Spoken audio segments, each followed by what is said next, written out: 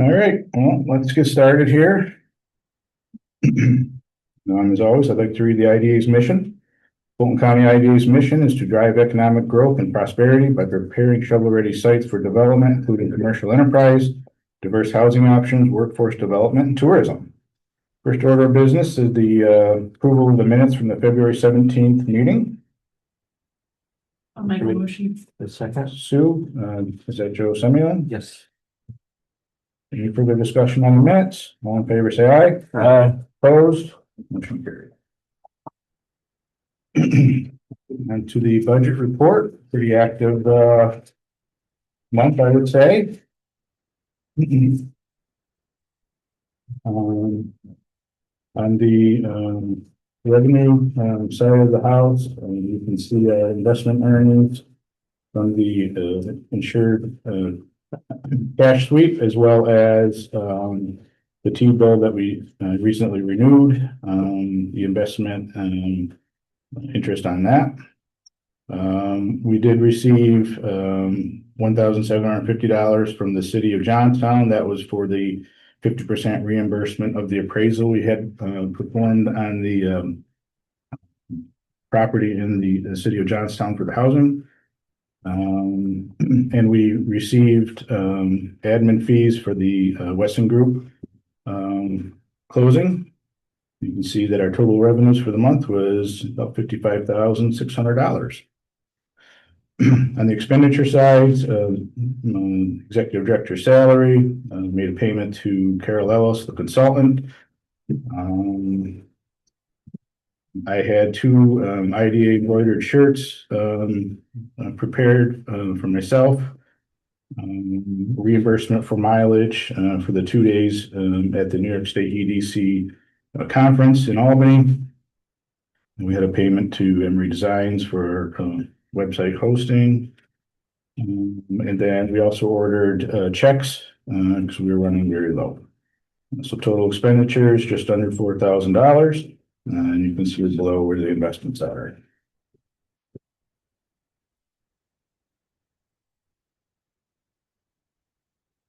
I'll make a motion to accept, Scott. Okay. I'll second. Quick question about Carol. Is she finished for the year now then, or when it was supposed to go through March 31st or what? At the end of this month, That's that's when her agreement terminates. She has very, very little hours. I think she's got a half hour on her sheet right now. Right. So Melinda's doing very well with everything we need to do. So great. Vote on the budget report. All in favor, say aye. Aye. Opposed?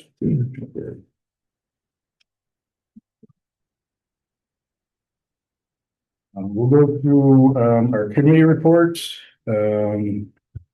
Quickly, the audit committee, the monthly bank reconciliation report, and Sue Collins. Everything looked good. I signed off on it. Everything looked good. Okay. Finance committee. The finance committee met. Turn to page 3 on March 2nd. We discussed a reimbursement process for the 3 engineering firms that we have contracted with. As part of the projects proceeding out at the Tryon Technology Park. As you know, Adirondack Bottling will compensate the IDA for all of those invoices and any overages presented to the Finance Committee. If they were comfortable on a reimbursement process, Finance Committee accepted that. So we've had one invoice so far from CT Mail, which Sue just signed the check. Once that is sent out and we receive the cleared check back, we will then send an invoice to Adirondack Bottling for that reimbursement. Okay. Just another highlight is part of our Fast New York grant that we received through ESD. If you all recall, I submitted a revision for additional work to be performed at the Tryon Park. Due to the amount of funding that we have received, from ESD. I believe that we have enough dollars in order to undertake some demolition work of the Building 3 complex, as well as the small administrative building we call Building 64. Finance Committee also went over that and are comfortable proceeding in that fashion. With that being said, as far as the park goes, I think the Finance Committee and myself all agree that for those projects, the water and the wastewater upgrades are paramount, obviously. And then we have the soils project and then the building demolition. So that's kind of the hierarchy of those projects. And that's what we discussed at the Finance Committee. All right, let's move on to reports. And we do have a report from Mr. Roll. Yes, good morning, everybody. We met yesterday as a full board, and the long fashion tanning nightmare might be coming to an end soon, we hope. Went through phase 1 and 2 of the environmental assessments, and the property outside the building seems to be okay. It's some drums inside the building that have to be removed. And the cost is $127,000. We have a grant to cover most of that. The county, because it's county-owned property, is ready to pitch in $24,600 to make up the difference and get those drums out of there. So, been a long time coming with fashion tanning, but that's a good step. And the only other project, and Scott may even have an update on this after he reported to us, the new pump station for the Mayfield sewer service might be ready this week, Scott. That was just what we heard from the committee. We have a meeting next Monday, actually. Pre-startup meeting, I guess you could say. And I would anticipate that sometime for the middle of next week is when we will start that process of startup. So we're lagged by another week, Tom, but we're nearing the finish line. So All right. And that's it. Any questions? I'll happily try to answer them. okay, if none, we have Seth Brown here from the CRG, and he will also do a chamber report as well after. Morning, everybody. I'd like to thank Joe for coming to the CRG. Keeps us well informed with everything. It's nice having him there each month. I think everybody has a copy of some of our bullet points. I won't go through all of it in the interest of time. But inquiries were made and received for the JEA agricultural loan. CRG is working with a legacy company and additional capital stacking for the project. Raised about $300,000, looking for another $200,000 to $300,000. CRG enjoys a partnership with IDA working with Tryon Technology Park. Appreciate working with you guys. Glove City Loft Development in Gloversville is now accepting and vetting application, so that's good. We're working with a developer for the Gloversville housing development. Hopeful that project can grow soon. Scott already talked about the EDC conference. CRG was one of the moderators at the conference. Last month, CRG received the draft distribution agreement for the Johnstown Commerce Park. Our complete version will be signed and sent back to the state this week. The CRG's EPA program has funded 18 phase 1s and 4 phases, phase 2 so far. And CRG was successful in getting a New York State qualified production facility in the county. That's a brief snippet of CRG. I'll try and answer any questions about that before I move to the chamber. Questions for Seth on the CRG report? What is the New York State Qualified Production Facility? Is that the movie studio thing? I believe it is, but I'll verify that with Ron for now. Have Ron touch base with Scott. Gotcha. But I believe that's what it is. Okay, sure. Yep. Yeah. As far as chamber, we got a lot coming up. March 12th, we'll have Women of the Workforce. We'll have 200 attendees, and that'll be, I believe, at BOCES. So it's a nice program for those chamber puts on. Nicole's also been working with FMCC, Mohawk Valley Community College, and BOCES, trying to come up with a workforce survey. So you'll probably see that come up soon. We also have a community job fair at the college on the 22nd of April, followed by CareerCon, which is a nice event we do for the 8th graders had a huge turnout last year. That'll be April 23rd. And we'll have our business expo April 2nd at Meg's at Muni from 3 to 8. And that's just some of the upcoming events for Chamber. Happy to answer any questions I'm able to about Chamber. Good. I'll be at the Women in the Workforce one. Thank you. We appreciate that. Thank you. Thank you for having me, guys. Yep. Thank you so much. Thank you. All right, I'd like to skip forward to page 10. So we have Amy Pedrick here from the Western Company, who is going to present our audit. Thanks, Scott. Yep. So you all have in front of you our folders with two draft documents in there. The thicker one is the draft audited financial, and then the other one is a draft schedule of investments. I'll start off by saying everything went very well this year, working with Scott and Melinda. Everything went very smoothly. No issues to report, so you won't see in there any management letter comments or anything like that to go over. I'm just going to go over the highlights of the financial statement. And if there's any questions, please let me know. So the first part of the financial, there's nothing new this year that affected the IDA in terms of accounting standards change. We talked a little bit last year about a new change with the MD&A, which is the beginning part, management's discussion and analysis. You guys do have that in-depth detail about what's going on with the IDA. So that kind of covers all of that stuff. So you guys were already in compliance with the new change. So starting off page 1 and 2, going on to page 3 is our first part of the report, which is the independent auditor's report. So that's one of the couple pages that are from Weston Company. The rest are the financials, which are management's, and that's what's talked about in the opinion, what management's responsibility is, what my responsibility is as your auditor. But the important part is the second paragraph, where it says, in our opinion, the financial statements present fairly. So that's that clean, unmodified opinion, which is the highest opinion we give and what the IDA has received in the past. Then we have the management's discussion analysis, which is really, it has some comparison numbers from this year to last year, but really is that narrative of your annual report put into this document to give the reader more explanation of, just looking at the financials and looking at the balance sheet, looking at the income statement, you kind of really don't know what's going on with the IDA or what all the stuff you have going on. So this MD&A really does provide that context to the document. So I won't go over it in detail. You guys know and have seen it all, so I'll skip past all that.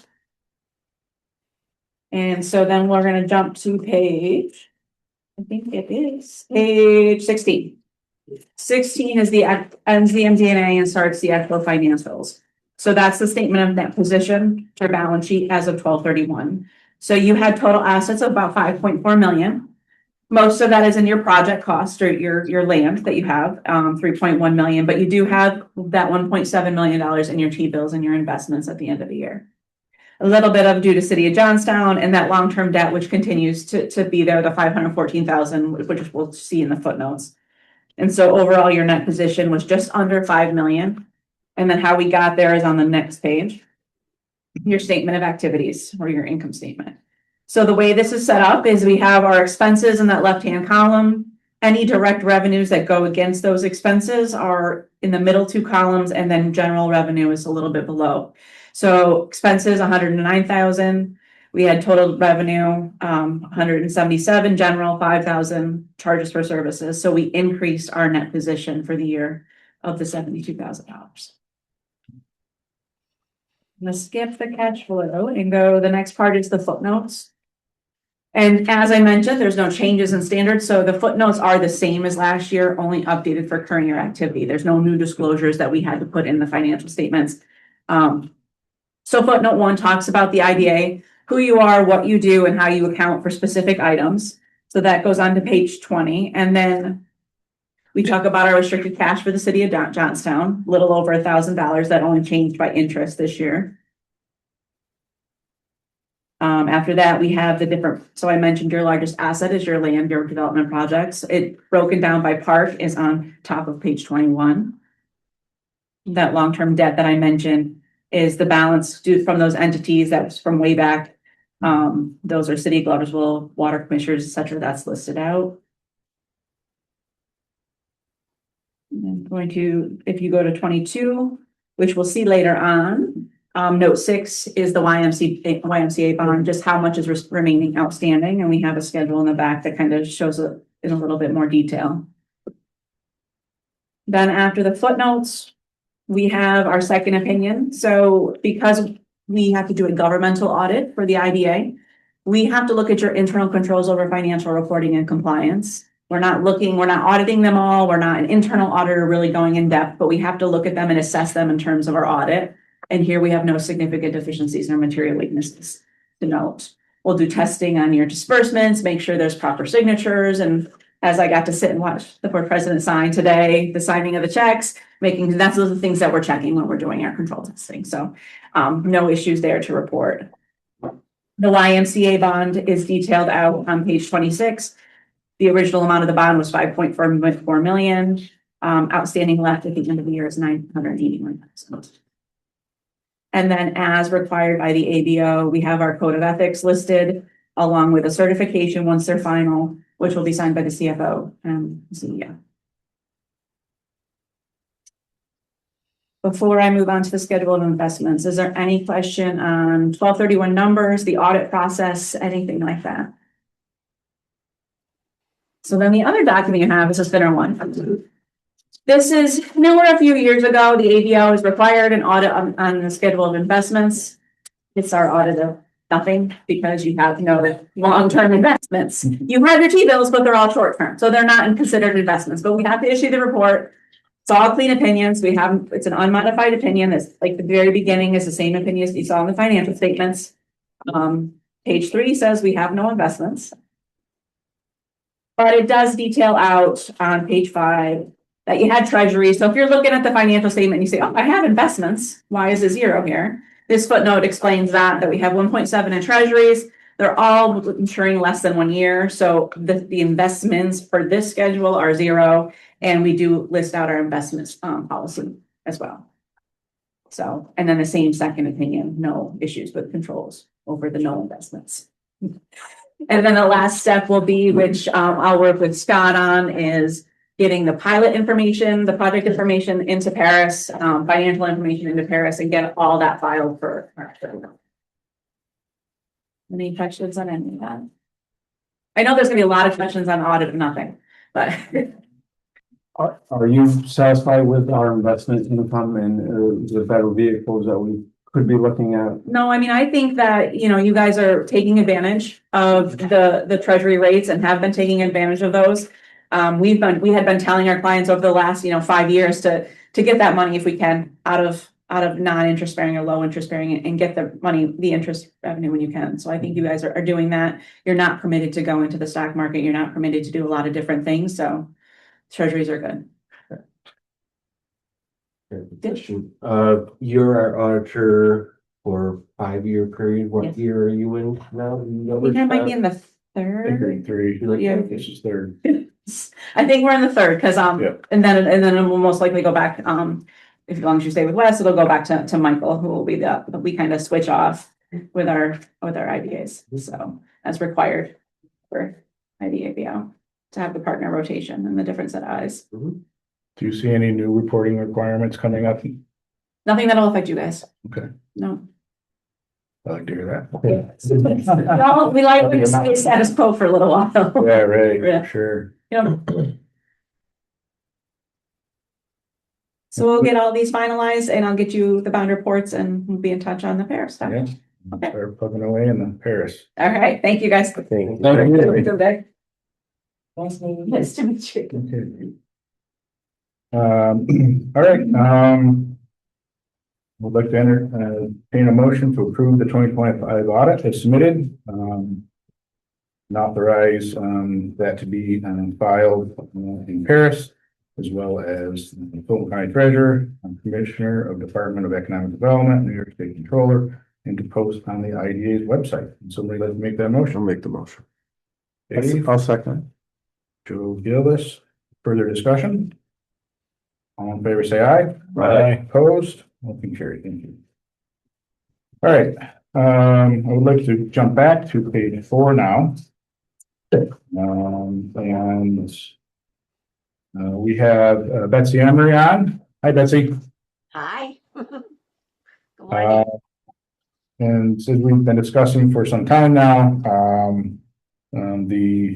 she's going to present a synopsis of the report in regards to the website research project / economic development portal. Betsy? Well, good morning, everyone. Thank you for inviting me to your meeting. I'm going to share my screen and go through a presentation. If you can just hold questions to the end, we'll do a Q&A after, just in the interest of time. So let me just share here.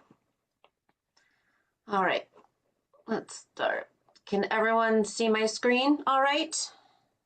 Yes. Yes. Okay. We can do All right, so we've been working on unifying the county through a digital portal experience. What was the issue? You guys came to me about a year and a half ago,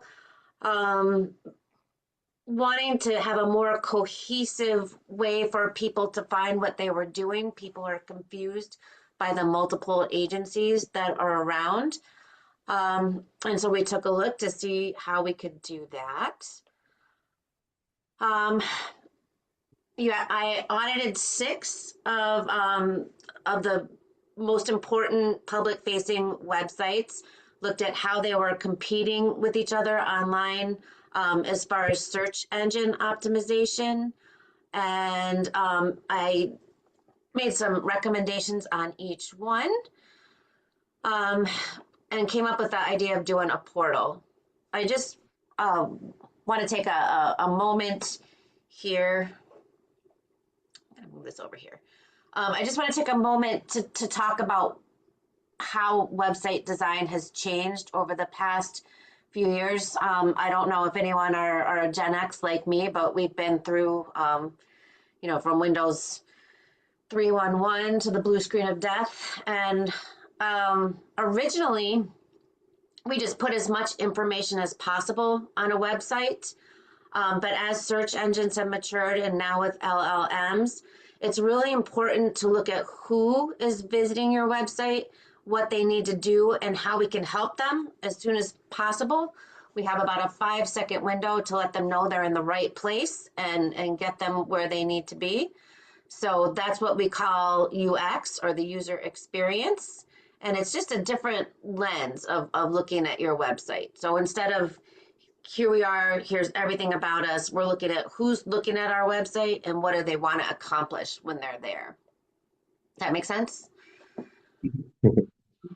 Okay, and so we do that by developing personas. And these are 3 of the ones that we developed for the IDA, or for economic development, which is a site selector, a startup founder, and a downtown developer. And you can see how they have different agendas, they have different things that they need to accomplish, and there's different ways that we should speak with them when they're going to our website.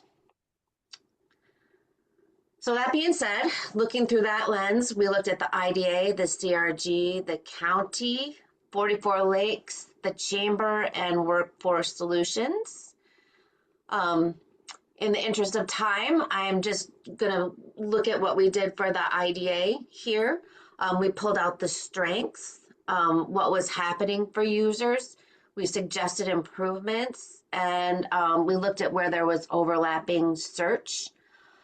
Each in the report, each one has supporting documentation, which I am sure that not everyone dug into. But if you are going to go for a grant, or you do need more information, there's really comprehensive reports in there, including market research and in-depth research on each persona and what they're trying to do. So after going through all of that, we recommended having what we are calling a unified portal. People have a purpose when they're coming to the website. So we want to have the purposes there, what they're browsing with an intention. They have something in mind, and we want them to be able to find it or search for it. And you think of it like an airport terminal. So all the people are coming in, and then we shoot them out to where they need to go. let's see. We want to organize it by action, not by agency. So it's all about Fulton County, you know, what they want to do. Do they want to book a trip? Do they want to start a business? So it's built around their goals. We want to use simple language that's non-industry specific, language that makes sense to the user. And we want to use some of the AI tools that are available to us. I know AI is controversial, but it's here to stay, and using it as a tool to help us is where we need to go. And then we need to connect it to all of the websites that have information that can actually help people. These were how I suggested navigation, like starting or growing a business, finding a job or hiring staff, planning a trip to the county, or housing support. And these are the tasks that would be linked to each one. And these are the AI things that we can do to help out with that. Secondary navigation, which is, you know, the secondary resource, or exploring our communities. Resources and facts. FAQs are becoming so important now with the large language models like ChatGPT or Google Gemini or Claude. Now, instead of just going to a search engine, the LLMs are coming in and they're searching our website and they're returning an answer without someone actually going to the website. So having our FAQ sections in order not only would help us with our own bot if we wanted to have one, but helps us give the correct information when people are using something other than a search engine. And of course, contact and help, that's what people really need. So we need to make sure that the right people get to the right places. The next part of this project was talking to actual people about what they were trying to accomplish when they were visiting our websites, what their experience was, how they think that we could improve. And this is the best part. And I think this is the most valuable part of any project, is asking people who are using your resources what their experience is. They often have things that we haven't even thought of.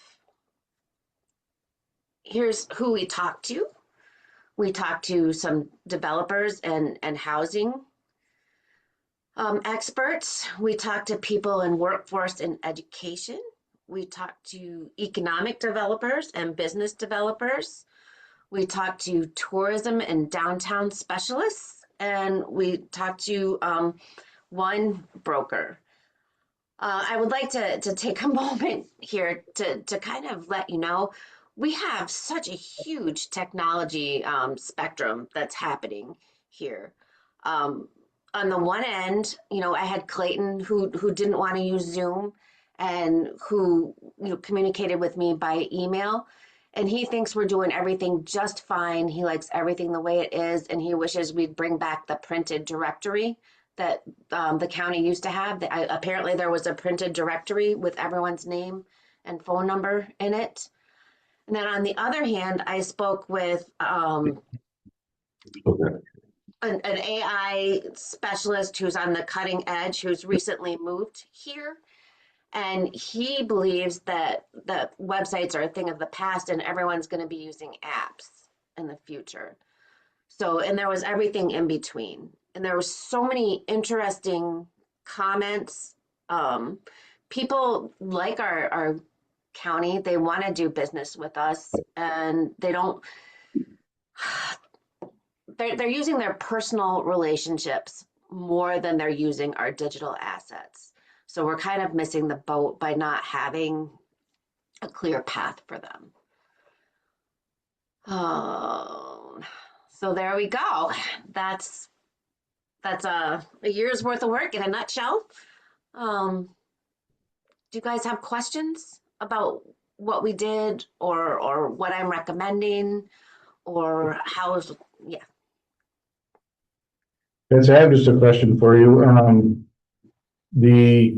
What do you think the percentages are between people physically going to the website looking for information in comparison to AI going to the website and looking information? Do you see that a trend for a higher percentage will be the AI, or do you think that it'll be more people actually going to the website themselves looking for information? It's hard to tell because we can't really measure AI at the moment. We're working on getting tools to measure it, and it's showing up as just general traffic on our website. So I don't know. I would anticipate, given history, um, if we think back in time to when Google was new, remember we used to have to know the address of a website to go there. And then there were things called web rings where websites would share, so you could find similar websites or recommended websites. And then Google came about and people started using search. And now search has kind of taken over where people type in the address. So if it follows that pattern, I think they'll be using that more. I think as a user of the internet, that it's nice to be able to type in your question and get the answer without having to read pages and pages of information. Mhm. But we have a spectrum, and there's going to be people that still want a brochure instead of going to the internet as well. So did that answer your question? Yeah, no, it did. Okay. So where do we stand with action on this landing page? We understand what Betsy's been doing over the last year. What's the next step? The next step is, Betsy will present this to the CRG. And then, hopefully the other organizations as well. Obviously, I think we understand that the CRG and the IDA are mostly taking the lead on this project and to keep it moving. But I think the other organizations, boards should hear the same presentation. And then from that point on, I will have to reconvene our groups and, obviously have a discussion as to whether or not we're going to move forward or not. That's So basically where I see it going. So maybe this next question is to Betsy. With the spectrum of technology, with the imposition of AI in the process of searching for information, I'm wondering if in your work you have a final recommendation. Is a landing page really what we need, or are we looking now to face forward to a different kind of platform to tie the economic activity of all these agencies together in a useful, searchable way? Is a landing page really what we need? Well, I was calling it more of a portal than a landing page, because we have the 4 buckets, right? And within the 4 buckets you have different people that have different things. We'll take tourism, for example. You have someone that's coming for a weekend trip. You have someone that's into knitting, or quilting, and then you have someone that wants to go to the breweries. So there's different people within each bucket that you have to talk to.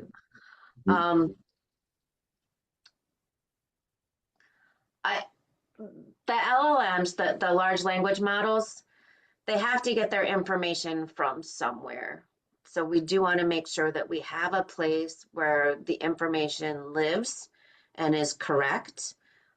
We don't want to duplicate the information across multiple websites.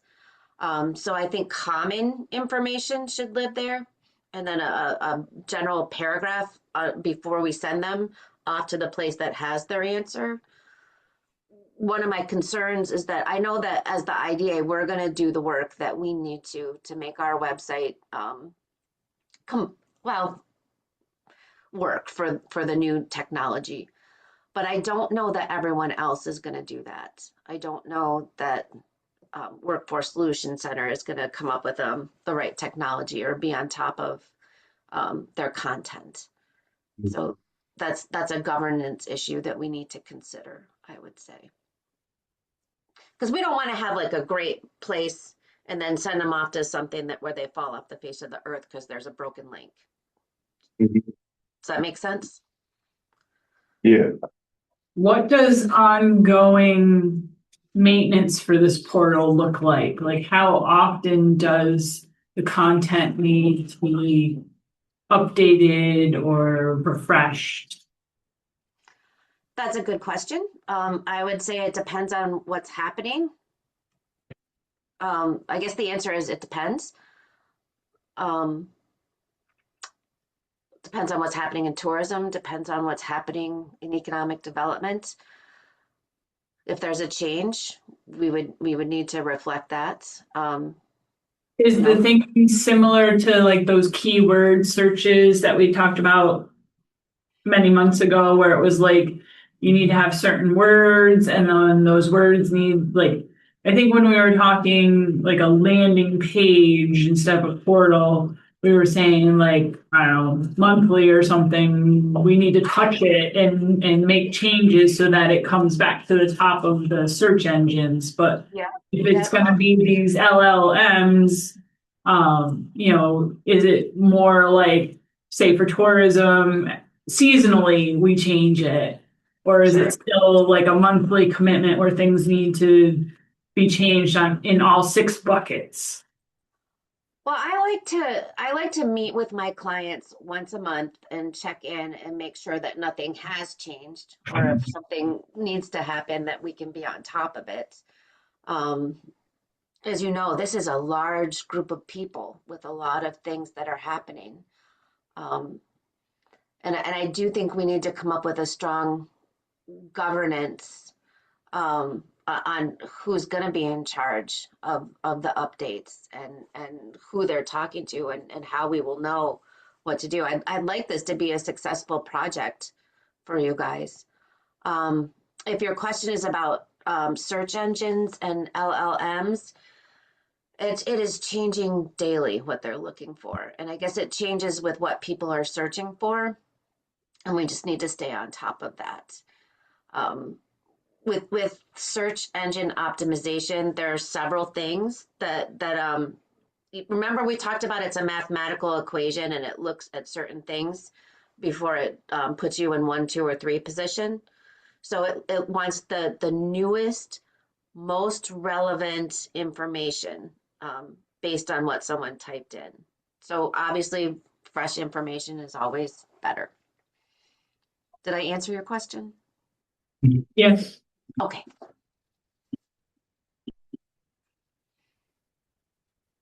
each of these organizations will continue to operate their own website, of which we don't have specific control over. All we can hope is that the combined effort through this portal may influence an agency's willingness to improve their website for better interactive information flow. Yeah, that's what I think. Yeah. Okay. Yeah, and I think that part of the initial discussion really was we have a lot of I guess mutual information on the websites, the same information, right? I mean, we have information about housing and tourism on the IDA's website. So does the CRG. And in my opinion, you know, we need to continue to audit our websites. And, you know, I don't think that necessarily the IDA's, we don't want to be the landing page for tourism. We want tourism to go to 44 Lakes, right? I mean, that's the tourism department. So I just think that, you know, obviously part of this, if we're to move forward with this, there would be, you know, an additional audit of the websites and take some things off the IDA's website, right? I mean, take some things off the CRG's website. Or at least make sure they're pointing to the right person. Yeah, the right contact person, the right information.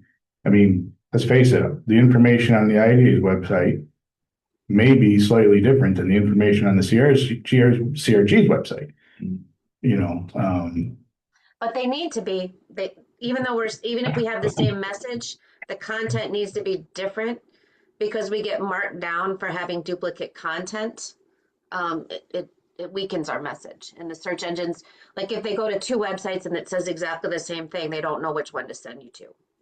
Does that make sense? Duplicate content is hard to understand, or at least it was for me at first. Just to refresh my memory, how much has this cost us and what's is everyone paying an equal amount? Just for my memory's sake. At the moment, the IDA is fronting the majority of the dollars. I believe the CRG was fronting 2,000. And how much are we fronting? 13,000.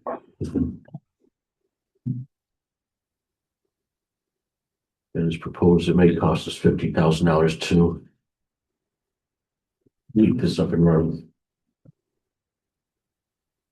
Are there any other questions for Betsy at the moment? Again, I had, I believe in January, I had emailed you the report that she had concluded.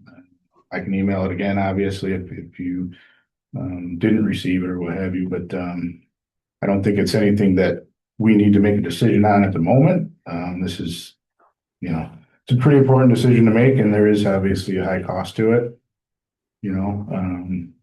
But I think, once everyone hears the same presentation and asks questions, then at that point, we'll be ready to reconvene, however we format that, because some people are no longer Right. no longer on the board. I mean, I'll spearhead it from the IDA's position, but yeah, I'll be reaching out to each one of those 6 or the other 5 entities, and we'll, whoever was in the meetings before is welcome to come back, but then we'll probably, have new people from the CRD because you just went through a change, and we just want to bring everybody back. But yeah, it should go to those. Betsy should talk to those other entities, give them this presentation, and then we'll reconvene as the group to discuss how we're going to move forward. My memory says there were some of those entities that, because they're multi county, that posed a difficulty for them to invest in a Fulton County portal. So the financials may fall to the CRG and the IDA. Workforce Solutions may not be able to put a budget item towards that one. And then, my question is, like, do we need to include that, but, are we comfortable with including it if it is multi-county? Sort of thing. That's where it gets complex. Yeah. Yeah. And I mean, we have state run, we have county entities, we have local entities, we have not-for-profit entities, and they all have their own governance.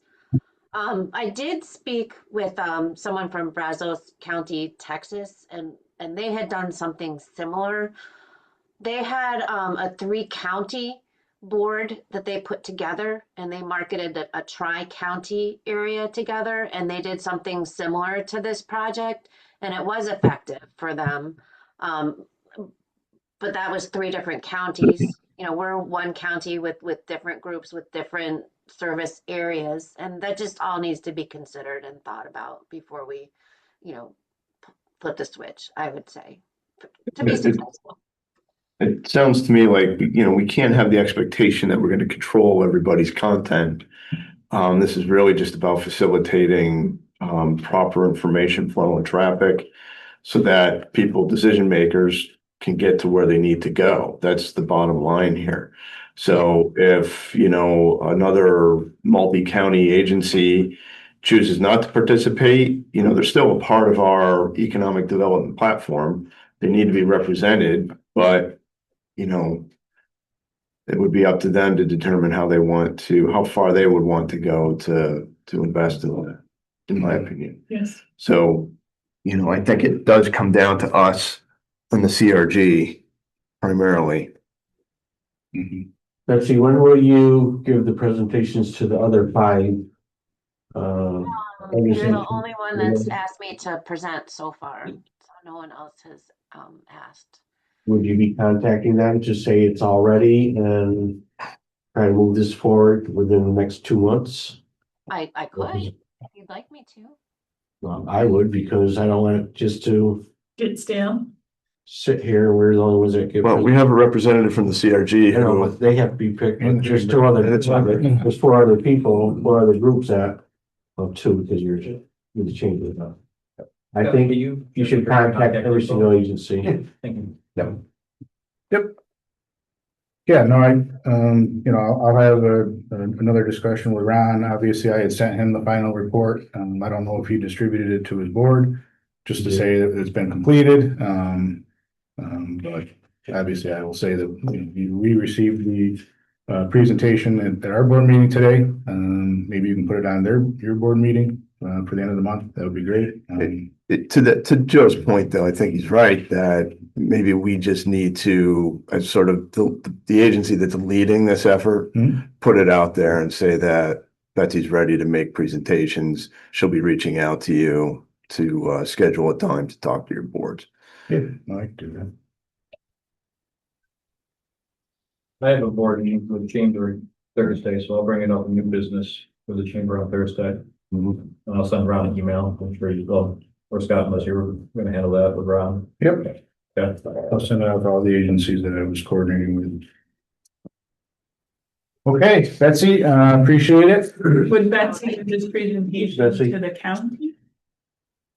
Because they were one of those Yep. entities. At our ED&E meeting. You'll help facilitate that. Yeah. for sure. All right. Thank Okay, you. well, thanks for having me. All right. Thanks, Betsy. Bye-bye. Okay. Where are we now? Going back to page 5. Page 5. Crossroads Park Marketing, okay.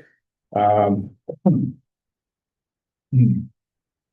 our last 2 meetings, we had been discussing relisting our Crossroads Business Park property. And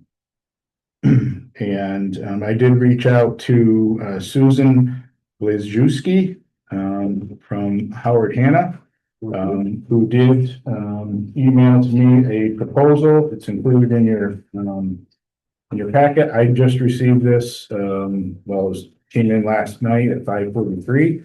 So I've only looked at just a little bit of it. Pretty much, I believe it's exactly what Christine or Colleen was proposing as far as how it would be marketed, et cetera. But if you look at the exclusive right to sell agreement, we had the initial listing price at $375,000. We have discussed about lowering that again. She's recommending it be listed for 12 months. Going on page, the next page, commissions of 3.5% and 2.5%. I believe that was similar to what was listed before. She also notes that, she will pay for the sign that we had out there, or the billboard. As long as we went for the 1-year term, she would not be charging us for that. Again, I just received last night, so I haven't gone through the whole thing at the moment. But it's pretty much similar, very similar to what we were doing prior. I also reached out to a few other agents, and I have not heard back.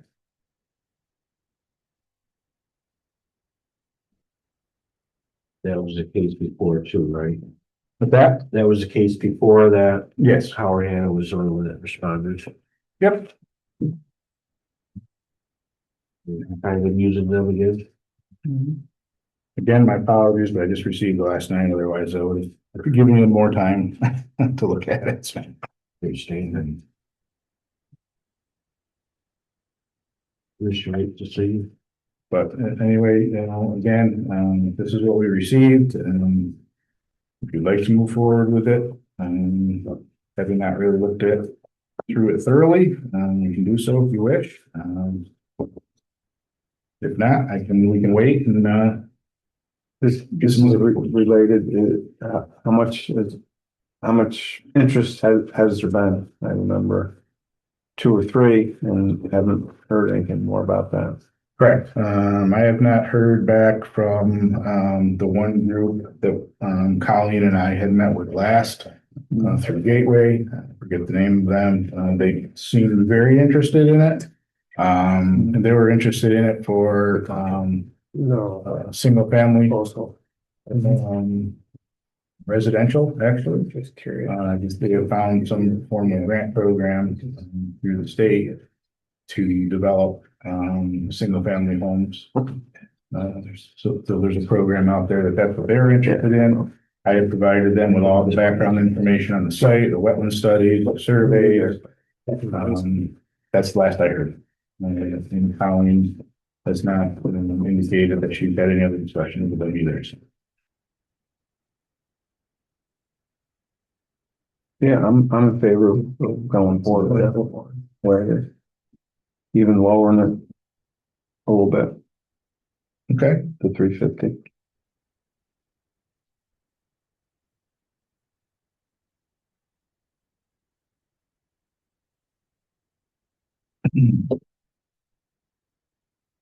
So Greg and I were just talking a little bit about the content of what's in this proposal. I mean, the proposal is for listing everything that we've got on the table here. I'm not quite sure what is.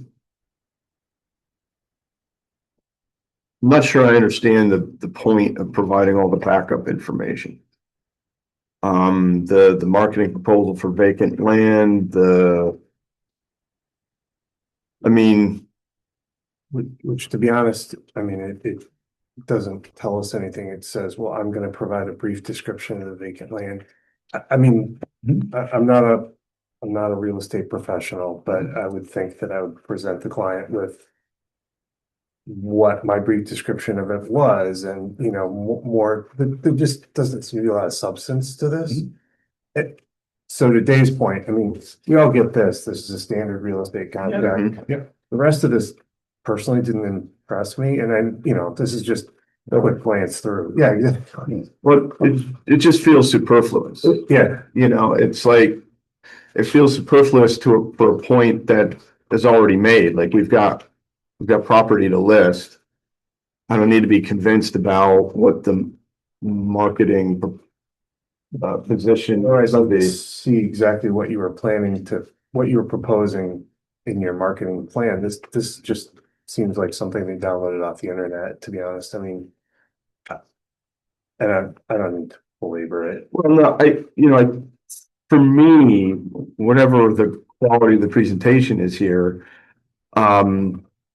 I'm not quite certain I understand what the point of the information is for, because it's a listing. It's not I guess I'm not seeing it as a marketing strategy, and it's being presented as a marketing strategy.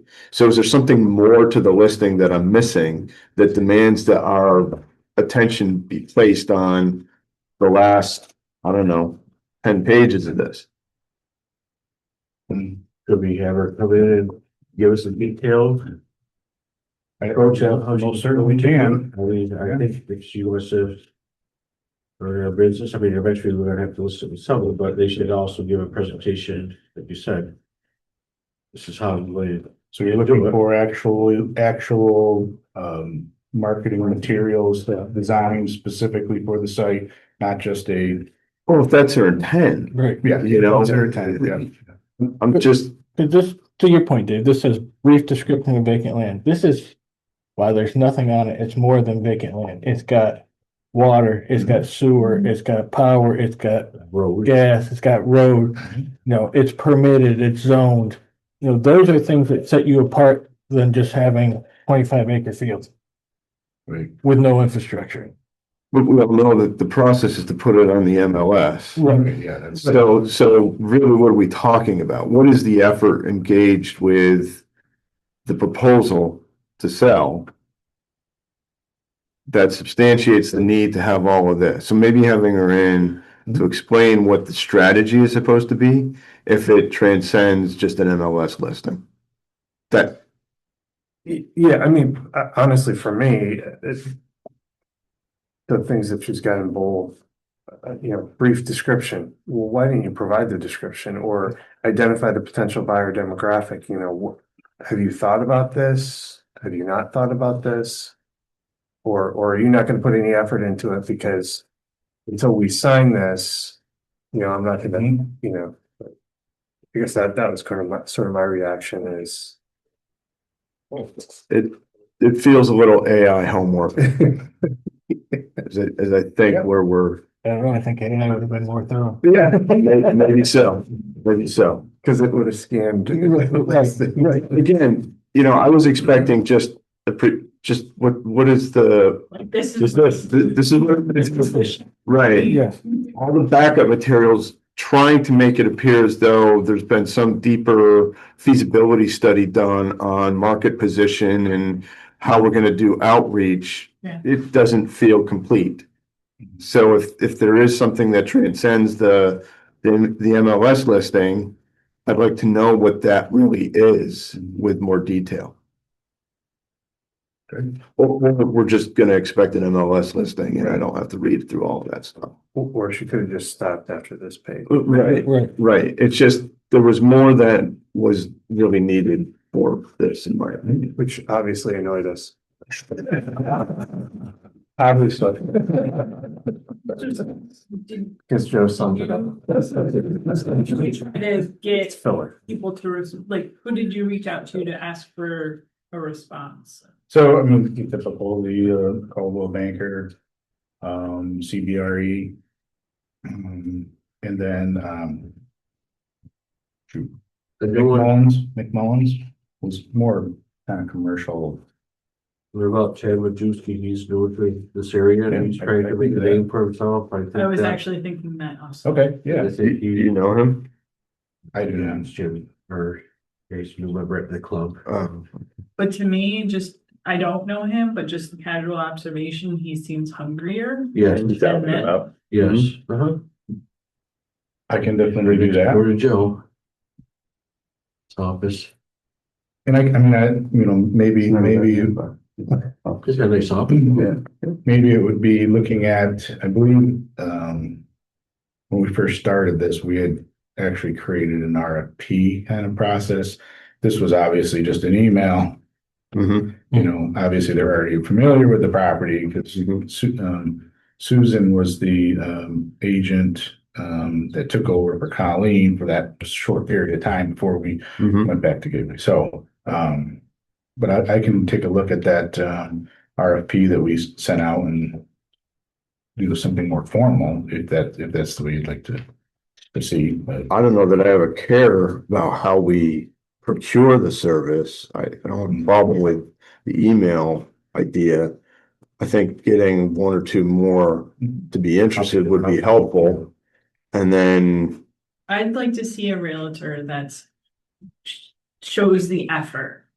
I've bought and sold houses over the years and I've had ones that just throw it on the MLS and are too busy with their own lives to really work for me and earn their commission. I want someone that's going to earn their commission. They're going to be boots on the ground, have a marketing strategy, not just throw it on an MLS and wait for someone to come to them. okay. Well, I'll take that feedback and contact Lajewski, as well as the other two that I've already made contact with or sent information to, and set something up for the next meeting. Fair enough. We won't take any action on that today.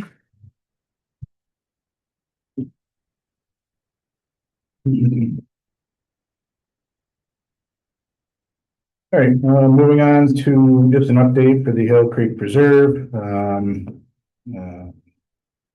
The Homes and Community Renewal Submission was not awarded. for this round, and we mentioned that last month, and they will be resubmitting for funding again in 2026. Just the other note is that Five Corners Development is going to pay Kara's firm direct for legal services for the coverage. So just as an FYI. Look at his face. I'll just add that, Scott, those, my experience at the bank is those affordable housing applications almost never get approved the first time. It's 2 or 3 times before you get approved. There's a scoring system. You get points for certain things. Those points have changed. Gets tweaked every once in a while from the state, so.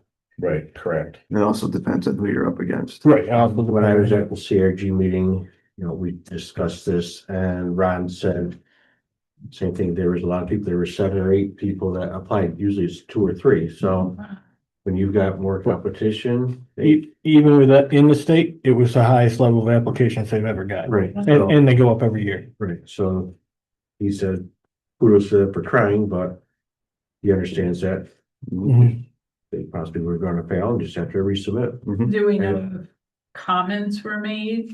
Like, is there ways to improve the next solution?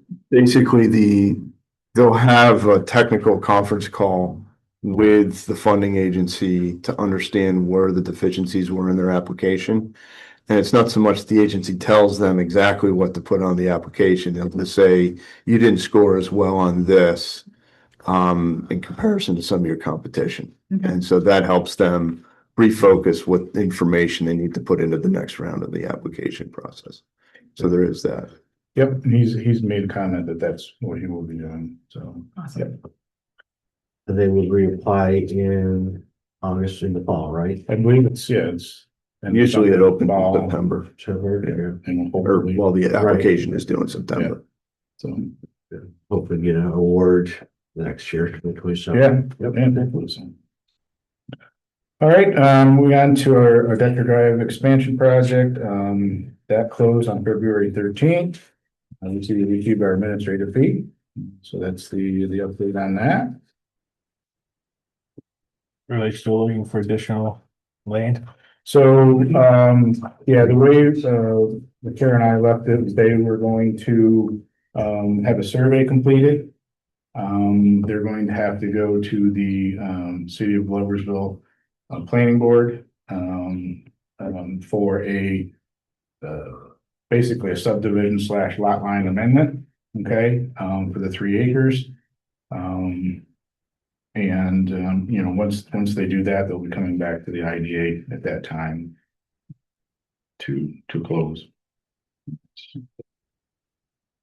All right, that is still moving forward. Are we in or this is where they want to put the garage?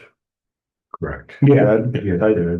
yep, that's the pool barn. Again, they will have to show that on I would assume that they will have to show that on on some form of updated site plan for the planning board. Again, I'm assuming, again, we had discussed with them, merging the 3 acres to the existing parcel based upon the fact that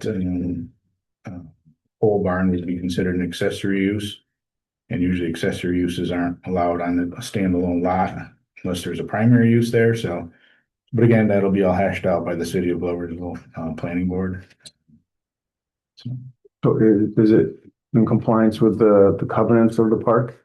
That thing? And I don't know I don't remember what the actual covenants say of it, but. Yeah, no, I'll have to look at that, Joe. I haven't read them in a while, but I will definitely make a note to look at those covenants. Again, it was pretty high level with their description of what they would be doing there, but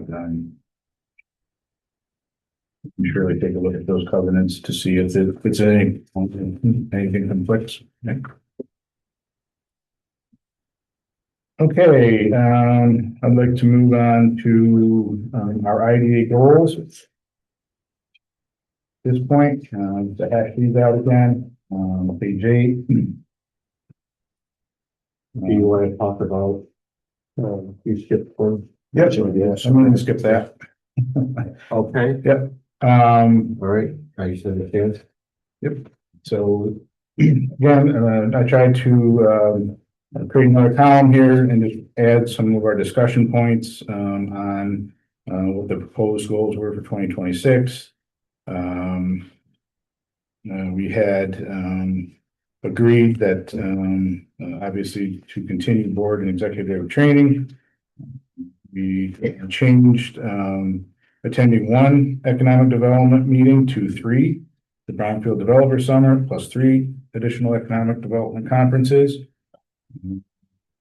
The third one was we partially met the goal to determine the feasibility and develop an action plan for the redevelopment of sites within the cities and villages. Again, participating in that senior housing initiative. So we're going to continue that goal. We discussed continuing the implementation of the roundabout housing hub through our marketing of the Crossroads Park Housing Initiative. We needed to discuss further the Tryon Residential Incubator Site. So that's one topic for today. We amended the Tryon Technology Park building demolition and substation power to change the substation to transmission power. So that's in progress. Continue the joint executive committee initiative on the website portal. Utilize the county's dashboard matrix. Unfortunately, I'm not able to show that at this time because we just re-upped the maintenance and our membership, and they haven't received our check yet, so I'm locked out of it at the moment. Otherwise, I would show you what that looked like today. And then each member to attend one meeting of the board of directors. We'll continue that. And then added a new one to annual review projects where the IDA has direct involvement and known projects where the IDA has not been directly involved. We've had rehashing of projects, et cetera. So for the first discussion, let's discuss the Tryon Residential Incubator Site, which we all know is just north of the Tryon Technology Park proper. The tract of land. In the past, there was initiative on attracting a residential and then some mixed use commercial residential as part of the county's Vision 2026 development strategy. That continues within our revised development strategy as well through the county. Primarily due to the fact that the IDA owns the property already. Not necessarily in the technology park proper, located on a county highway, and does have access to water and sewer through the Tryon Park. So, looking for discussion on whether we're going to continue that as a goal. Yeah, approximate size. 40 acres. Was it 40 acres? Yeah, it's like 40 to 50 acres. Where the hell do you remember that? Yeah. So I was looking to buy it. Numbers. If we're gonna keep it as a goal, we should do something with it this year. The goal last year and we didn't do anything with it. And there's no, while it has access to Tryon infrastructure, there's no infrastructure there. It's raw. We would definitely need to extend it to that particular site. You know, I could probably come up with some engineer cost estimates on what it would take to do that. You know, for future discussion, but you know, I think that if we're going to do that, I think we're going to have to engage, you know, real estate firm or what have you to actively promote it. Get it on the books, because right now nobody really knows anything about it, right? It's the same thing we had with Crossroads Park for all this time. So listing that property specific for housing my opinion would be. I recall Jim had led us to a place where we had a conceptual residential development laid out on it to kind of demonstrate a proof of concept that, they could fit so many units of single family and multifamily housing on the site with, if I recall, a little bit of commercial space too. That's correct. Retail. Yep. Kind of sort of a new approach to community building. Does it make sense to resurrect that as a concept for marketing purposes?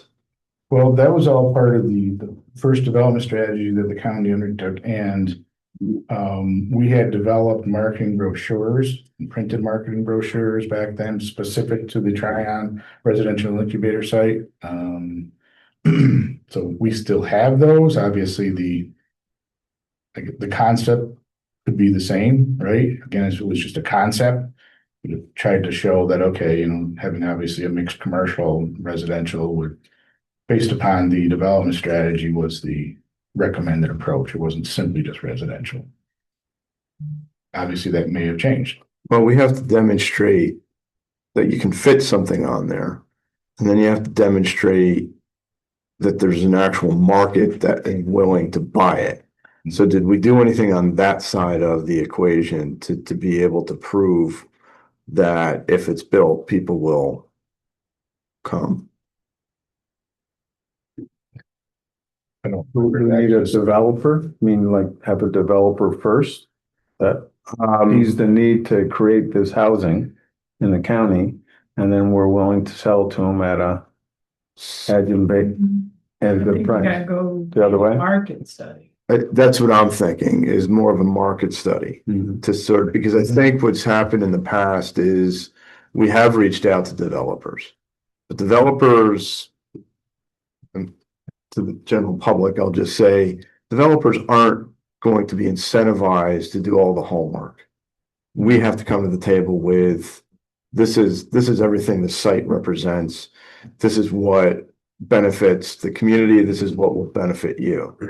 And so they're going to look for us to deliver some idea of what the market contains. Are we going to be drawing from Saratoga to get people to live there if it's a higher end development, or not? Because that's probably going to be the litmus test. And then, having had conversations with developers, they're often looking at the softer, squishier side of a community to understand if it's viable to invest in a community.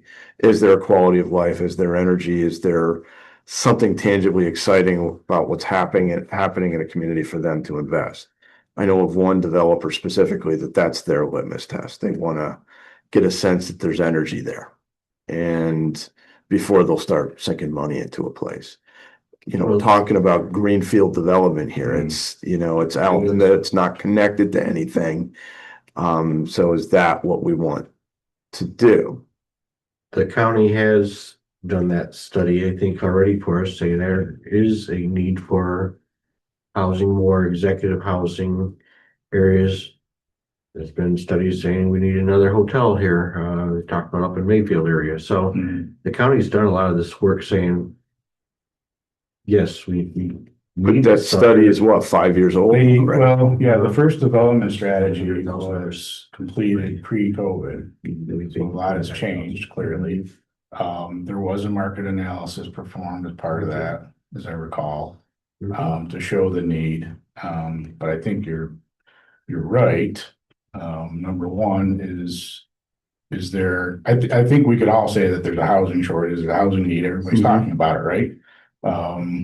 I think that a developer, in my opinion, is going to not, if we do another market study, I think, although it may pique their interest slightly, they're going to go out and do their own, or they already know what it is, right? In my opinion, if we're going to go forward and actually market this, we need to engage with a firm, but we need to be able to present a package for the property, in my opinion. we need to be able to say, okay, if you purchase this and build X, right? We will do X, Y, Z. This is what the county is going to do. You know, build the road, we'll take it over and maintain it. This is what the IDA is going to do. We're going to get water and sewer to the site for you. You know, I think we need to have that kind of package. So, because in my opinion, that's going to pique their interest more than what's the market, in my opinion. So, and that's something we haven't really done. We haven't put that package together cohesively. To say, okay, it's a greenfield site, but we're willing to make these investments if you do this. You know, so I think that's my recommended approach. But with that being said, when I look at the Hells Mills extension for land and for development, I did not buy the land, but there's others entities. I mean, we can do that just for our own area because we have control of it, but again, we're trying to do something with Crossroads to 20 acres. I know the CRG, they're out here, they got a feasibility study of what's going to be best for where the church was next to Burger King. So again, we're supposed to be one county trying to get housing here. If we start saying we want to do our own thing here, CRG does their own thing over there. We're kind of competing against each other. I know that when Ron shows different sites, he's showing the Crossroads and he's also showing their site there too for residential stuff.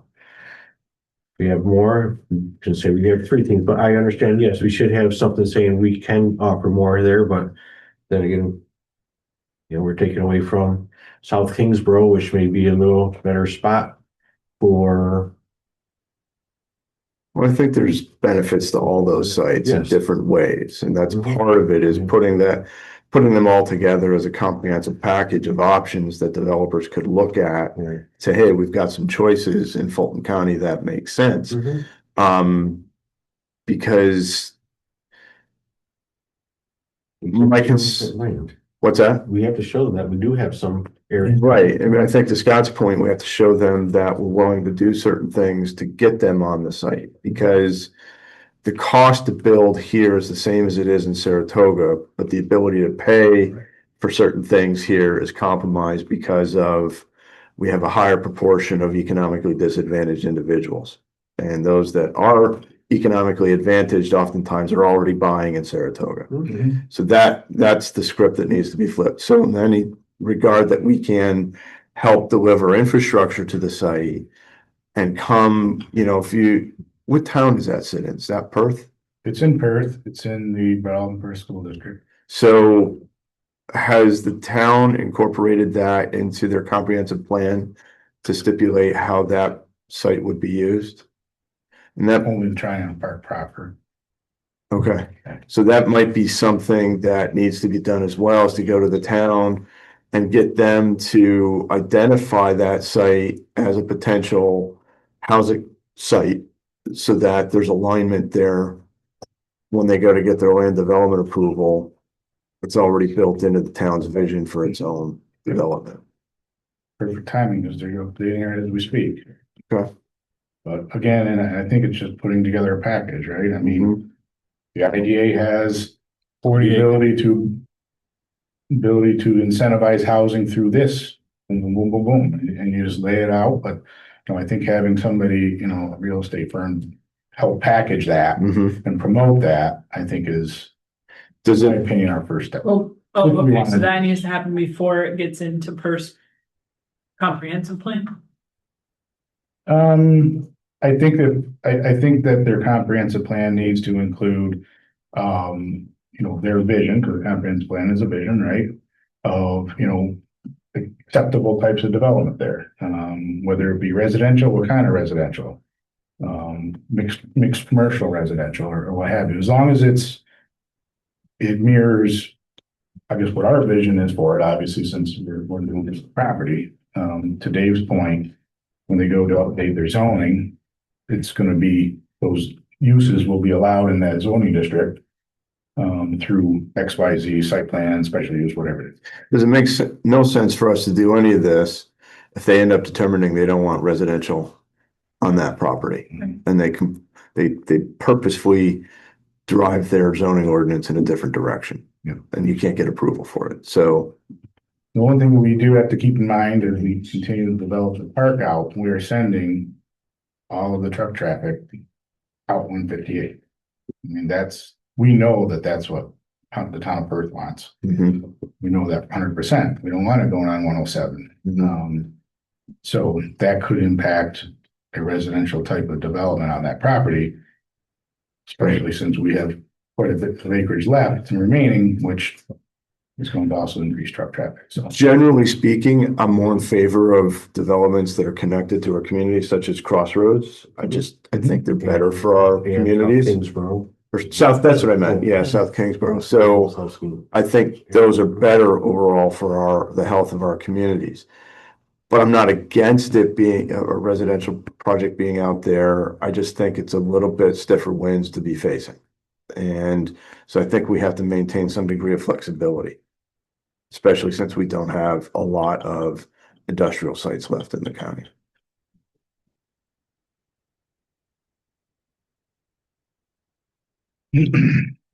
So does that translate into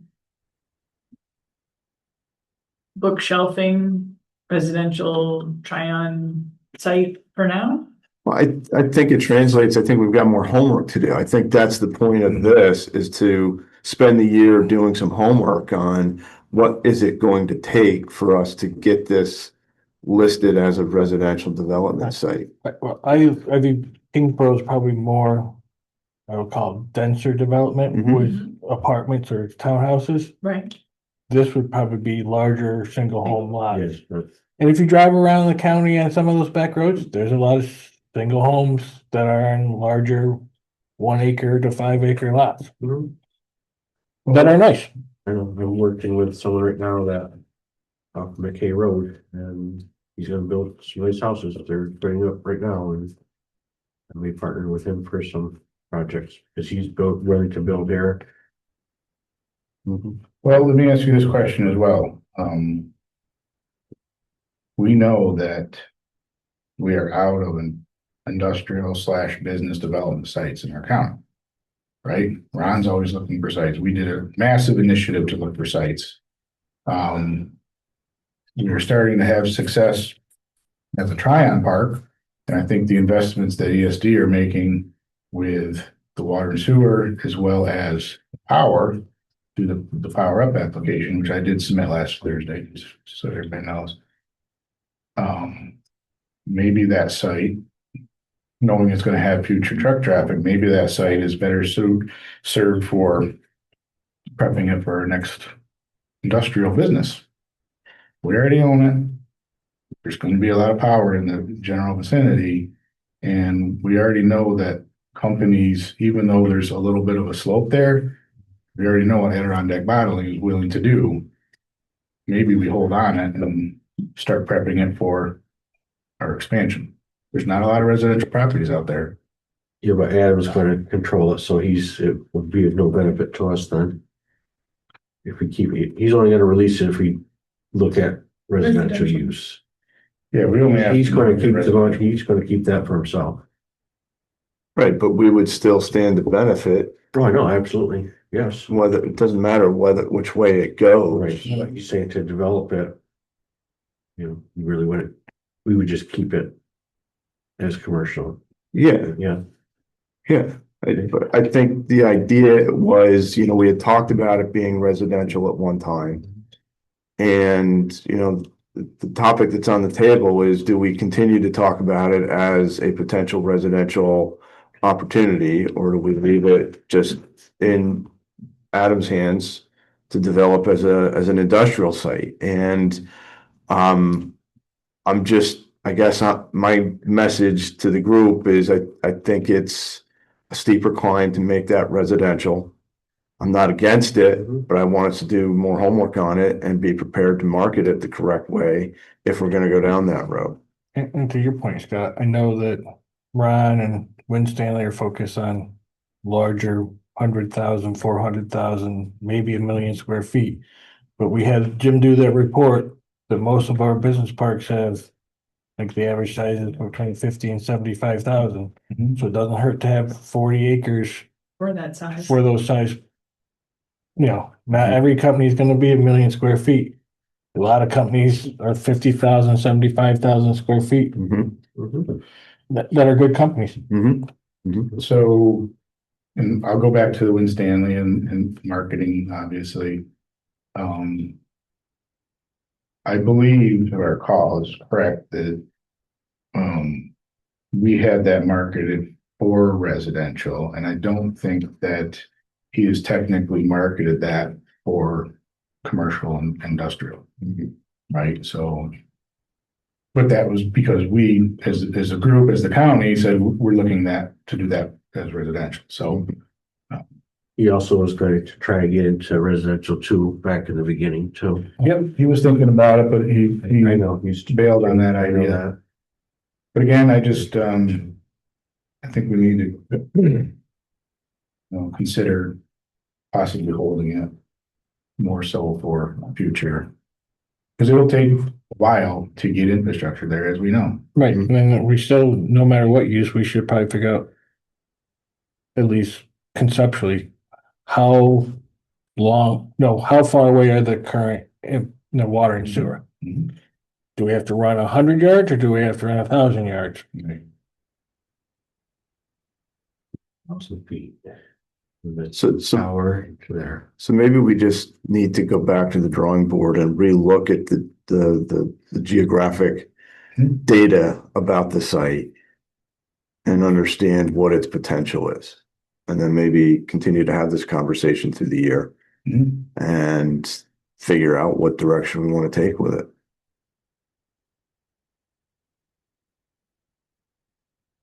Okay, so how do we form that into a goal? Maybe it's more of some kind of feasibility. Site analysis. feasibility assessment. Feasibility analysis, Mhm. assessment or what have you, And would that identify the distances for water and sewer to Mhm. the site? yeah, if you recall, when we were going through and looking at properties within the county, we had hired, EDP to do desktop analysis. That's basically what we would do. I'd have to go back and look to see if we have done one for this already. Mhm. I just don't remember, but if we haven't, I think that that's the type of scenario we would be looking at. Mhm. What's the best route to get water sewer to the site? What's those costs? What's the topography? Yeah, the topography put on Where topo. where's the access off of 158? Yep. So, we could certainly, I can do some preliminary mapping and, but I think if we wanted to be serious about it, I think we'd have to engage with, an engineering firm to take a better look at it, do a soils analysis and things like that stuff. I would be comfortable with that as. Okay. Okay, so we'll do, I'll word it something in around, it's about a feasibility analysis / study for that particular site. Okay? Other than that, that was it really for, I believe other than the dashboard matrix. Finalized those. Okay, we're jumping all around here. Attached to your agenda on page 11, I had provided to you the 2025 annual report. This is the MDA that Amy was referencing, is built right within their audit. We can read that out quickly, and I'll just go over some of the additions that I made. And obviously, a lot of it's been building on from past years. On page 1, under the mission statement, I just noted that in 2025, we revised our mission statement. Okay. So that's something that I added in there. Moving on to page 2, the tax exemptions, in regards to our real property tax exemptions, that was all previous when we made those changes in 2023. I noted the 2 pilot projects that we have currently, Benjamin von Hoffman's. Obviously, we'll have additions next year for the 2026. So we'll add those in. We do not have any projects active right now with sales tax exemptions for in 2025. The area was completed in 2024. Moving on to page 3, listing the IDA projects we have now. Vireo is noted simply from the fact that we continue to monitor their job creation. Okay. On to page 4, majority of our work been undertaken in the Tryon Technology Park. So I just updated where Vireo Health stands. When Stanley Enterprises, although nothing was technically closed on in 2025, I added all the information in regards to the process that the IDA has gone through with the various options and amendments, as well as in January of last year, we executed that last option to extend the entire option through February 28, 2029. Made an update on the Nexus Renewables project. Basically just indicating that we're still trying to coordinate with them. Nothing has been executed in 2025. Then I added all of the information in regards to the water bottling project. Again, this will be, did that now, didn't necessarily need to, but just figured I'd put it in now. I'm preparing for next year. I added information in regards to the Fast New York Track C Grant Award and those job components there, project components. Okay. And under the other category, in the Tryon Park, hired James Esper, leased lands to R&R Farms, and we leased the building to Lot Holdings for equipment storage. Just a quick update on that. In regards to the lawn mowing, I was taking a look at the map that I had created when we go out and solicit proposals for lawn mowing. And based upon the amount of remaining properties that we will own, and that will not be impacted by the Adirondack Bottling Project, okay, our mowing areas have been significantly reduced. As you know, we would typically go out, see the proposal, send that to Win Stanley. Win Stanley would reimburse the IDA.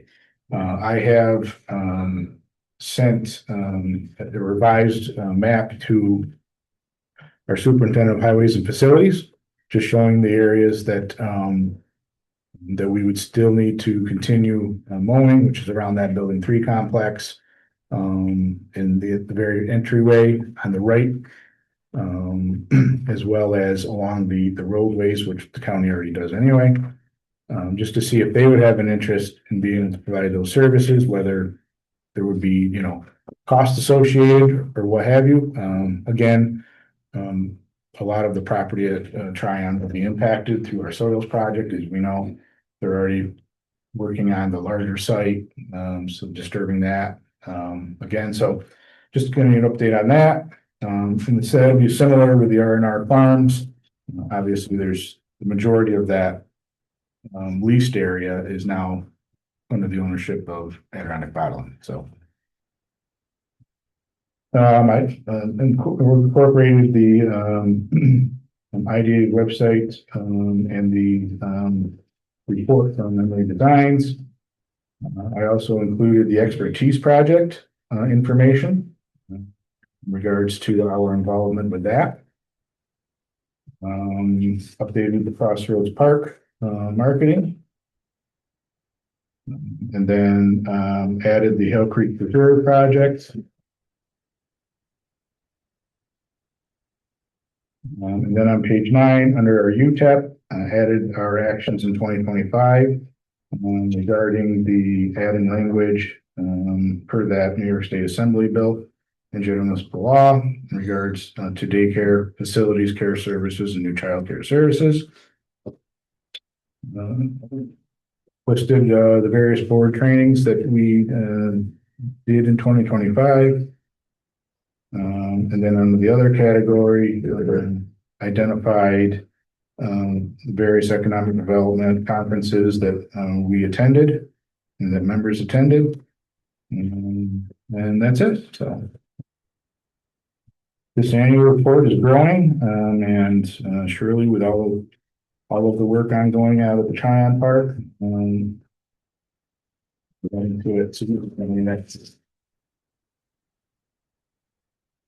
Anyways, I'd like to entertain a motion to approve that annual report. Filed. That's made by Joe Simeon. Yep. Is there a second? Dave Demore? No, Greg. Oh, Greg, sorry. I saw a hand raised, I'm like, okay, that is, any further discussion? All in favor, say aye. Aye. Opposed? Okay, motion carried, and we'll get that file, all right.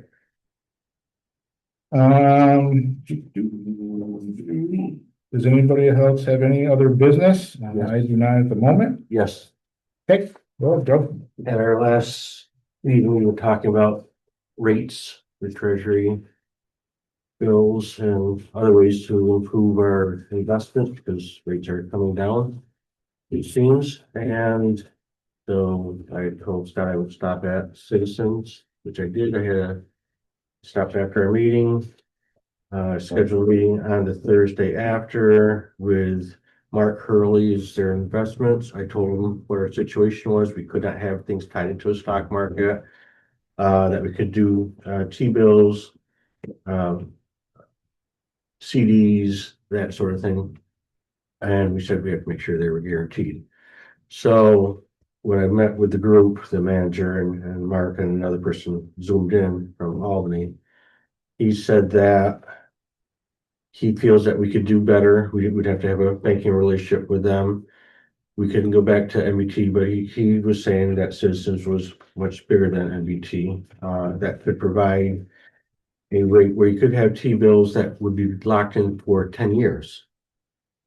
Still accessible for pulling money out as needed. It's liquid. If the rates go down, still gonna get the 3.4. Right now they could say 3.4%.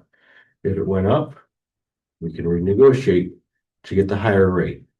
So that piqued my interest that you could lock in something there, but still have, because I was thinking we were locked in for 3 months, 6 months, 9 months.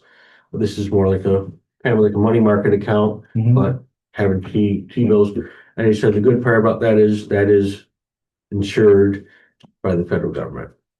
If we went with a CD or a money market, we are limited to $250,000. Obviously, if a person, a married couple, is $500,000, but we're not that. And he said that I just said, could you open up 8 different accounts or 10 different accounts? And he says, no, if you have, it's one IDA. So pretty much stick with the T-bills.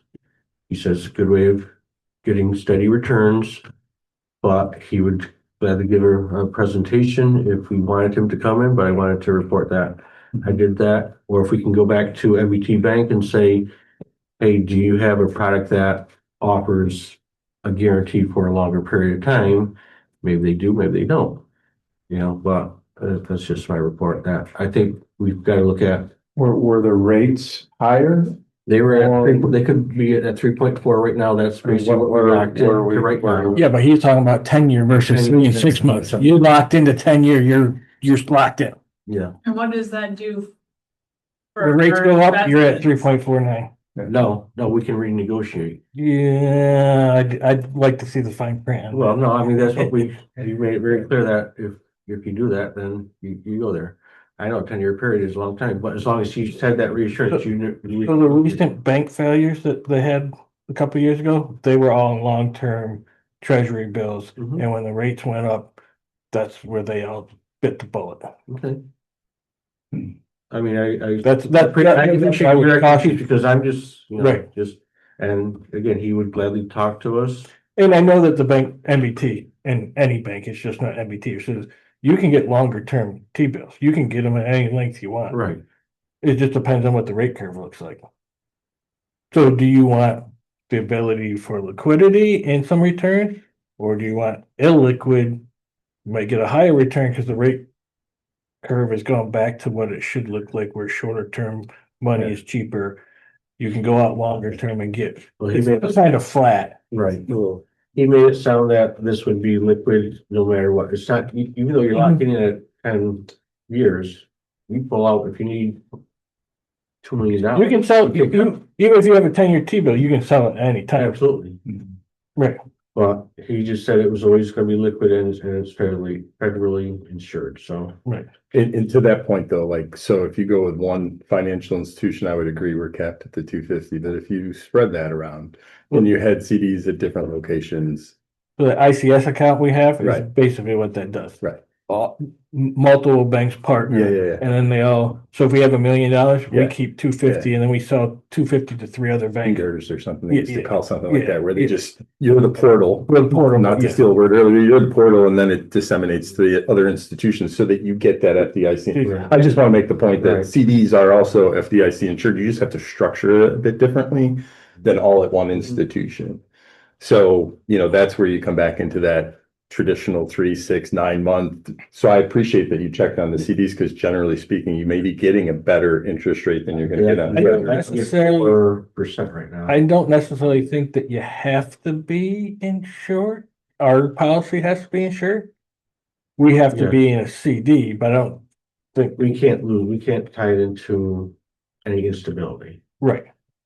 But you could put it, what I'm saying is you could put 500,000 in one CD at one bank. Now if the bank fails, Sure. your FDI insurance is only 250. But if you're in a sound bank, you shouldn't have to do that. Right. But, and, only way that this could turn about is, again, not taken away from MBT, but we'd have to have some kind of banking relationship. Doesn't mean everything has to go there. Right. But some kind of account, so. But I just wanted to say I did act on it, and I think we should always be looking at the best way we can make a little bit more money. We made a lot of money back in the years when it was 4.5 and higher rates, but now that it's not that great. I mean, a lot better than what we were getting, Mm-hmm. but just a thought. So if you wanted me to have Oil him come in, I can gladly have him speak to us next meeting, or if you want to talk with MBT, have our CFO talk to MBT to see if they do have any long range ones that are liquid. Yeah. I think that would be the first step, is to see if they're, because if not every 3 months, we're going to be, because in 3 months' time, we have the two tied together. That's gonna be worth about $1 million. There's like 800 and 250, whatever it was. So that's a big chunk of change that we should look at. I mean, Joe, it just comes down to the rate. What's the best rate for the IBA Right. But if we can get a 10-year locked without pissing in off Mike? and be able to negotiate up, if that's what they say. We've also been chasing the rates, we've gone to 3 months, we've gone to 6 months. I mean, when we first got into the T-bills, we staggered them so that one was coming up kind of Every 3 quarterly. months. Yep. And I think we kind of got away from the initial vision, which was, we staggered them so that every 4 months one was coming due. But I think the intent was to then annually renew them, but we were watching the rates and the rates were so good, but now the rates are getting crappy. So maybe we go back to the initial vision where we stagger them, have one come due, but when it renews, we renew it at the 12-month rate. So that every four months, one is there that we could liquidate without penalties. And stop chasing the rate every 3 months. But we haven't had a need for our money right in the get-go right now, and we're gonna have a lot more coming in in a month's time. Yep. So that's what I'm looking at as for, we've got our investments already. We're gonna double that amount. We've got to make sure We can use that for, I think, make the best interest. So you want me to ask Kevin Corkery to come in next month and we'll start from there? Yeah, or, yeah, He's most familiar with what we have and. sure. And then, you know, the month after that, we can, if we decide to have As somebody. long as we can citizens come have in. something before the 3-month expiration, Yeah, which, correct, yeah. and go from there, okay? Yep, okay. And what is that? So our auditor specifically mentioned that we don't have long-term investments and that we had under a year investment. So what does that change for? We would change our unrestricted. We would show in this report that we have, Longer term, but yeah, it's still liquid. Okay.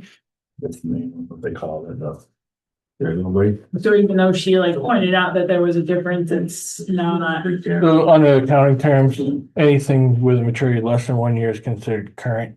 Anything with a maturity more than a year is long-term. That could be 13 months, long-term. Okay, It could be 11 months, it's short-term. It's just, they just use the year as kind of the cutoff to designate between long-term and short-term. Okay, I would like to call for an executive session, for the proposed acquisition, sale, or lease of real property. And proposed acquisition of securities or sale or exchange of securities held by the public body, but only when publicly would substantially affect the value thereof. Somebody like to make that motion? I would. I'll second. so Kara. Thanks. Any further discussion? All in favor, say aye. Aye. Opposed? Because I have Like to- that. Motion carried. Thank you. Well, he told me I had to leave.